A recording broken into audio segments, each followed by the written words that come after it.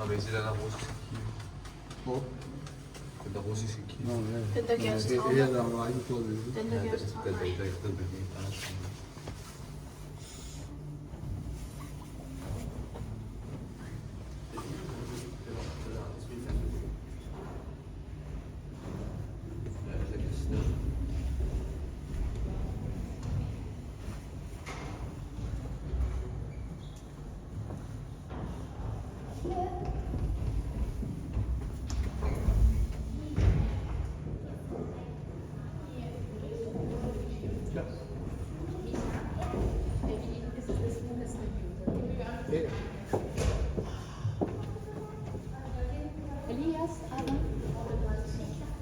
Det er det bedste.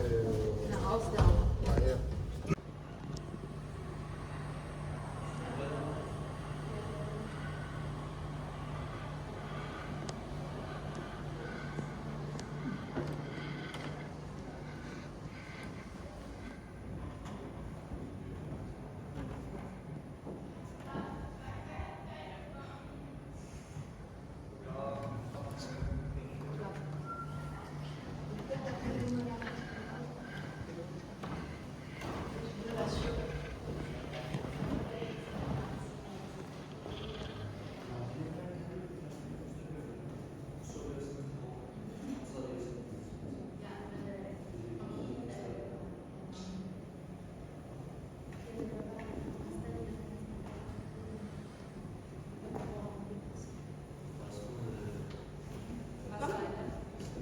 Til anden floor, så kan vi se det også. Er det sidste? Floor.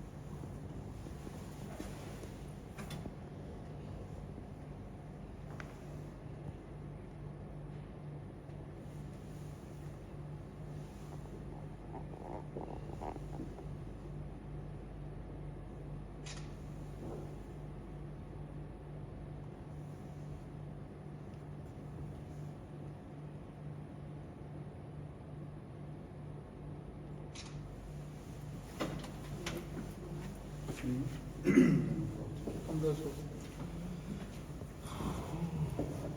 Er det sidste?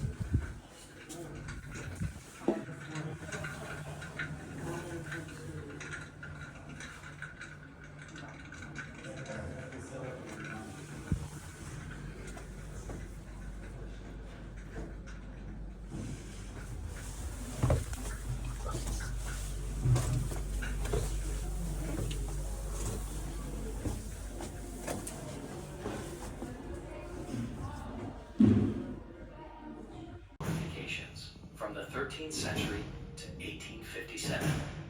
Now, you will hear and see how Tallinn's town wall was completed and defensive towers were erected in the Middle Ages, and how earthen fortifications, or the bastion belt, came to be in the modern era, the age of cannons. Tallinn's famous fortifications can still be seen today. Even before the first stone castle was built by the Danes on Tombea Hill, it was home to Lindanisa, a stronghold built by Estonians in the 11th century. Arriving with a large fleet, the King of Denmark, Valdemar II the Victorious, and his large force of crusaders made a landing and occupied the old stronghold. The crusaders fought and defeated the Estonian pagans in the Battle of Lindanise. It was then that the construction of medieval stone fortifications began on Tombea, which laid the foundation for the formation of the city of Tallinn. The ruler's residence, called the Small Castle, the first building made with lime mortar, was erected in the southwestern corner of Tombea. Today, this is the location of Tombea Castle. From this seat of power, the land has been ruled from the time of the first viceroys of the Kingdom of Denmark to today's parliament, the Riikogu. Danish rule, 1219 to 1346. Reval, a city of merchants and artisans, was established in the area between Tombea Hill and the sea. By order of Margaret I, the widowed Queen of Denmark, the construction of defensive structures began around the city. Originally, it was an earthwork rampart, or a palisade. However, at the end of the Danish rule, the city was already surrounded by a stone wall. The first historical document with a description of the defensive wall was a letter written by Knight Jens Gunne, Viceroy of the King of Denmark. In addition, the letter contained instructions for strengthening the city's defenses. Square-shaped gate towers rose over gateways, and wall towers were added to the corners of the lower sections of the curtain wall, with arched recesses and the longer sections in between them. The big castle on Tombea was enclosed by a wall, crowned with numerous towers. Rule of the Livonian Order, 1346 to 1561. In the early days of the Livonian Order, the small castle was transformed into a conventional castle with 4 wings and a courtyard. Towers were placed at the 4 corners of the castle. Stöd and Kurl, which had a square base and turned into an octagon higher up. Tall Herman and Landskrona, both high and round towers, and Bilstinger, a small turret. After the Danish conquest of Visby, an important merchant city in the middle of the Baltic Sea, Tallinn, fearing a similar fate, began to reinforce its defensive structures. The walls were strengthened with supports or buttresses. Barbicans were added to the gates. Note: the horseshoe-shaped ground plan of the wall towers and the structural elements made of local limestone are unique to the towers of Tallinn. The town wall was built higher once again. Due to the greater range and destructive power of the cannons, the brunt of the fortification works now shifted beyond the line of the town hall. Separate massive artillery towers were erected. The city's first real and exceptionally high artillery tower, called Kiek, was built on the most vulnerable part of the city, facing the Tallinn mountain hill. A low and sturdy artillery tower, nicknamed Fat Margaret, was built in front of the Great Coastal Gate. In the age of artillery, earthen fortifications turned out to be a better defensive solution than stone walls. Earthen fortifications were more resistant to enemy artillery fire and could also be used by the defenders as firing platforms for their own artillery.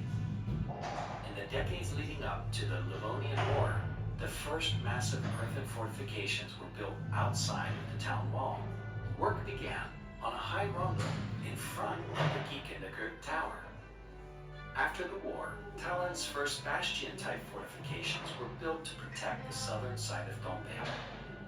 The first bastions in the city were built on the low seaside area in the eastern part of the city. The construction was led by Gebhard Hiemsel, professor of mathematics and city engineer. Hiemsel planned to build a half-bastion in front of the Kiek Tower.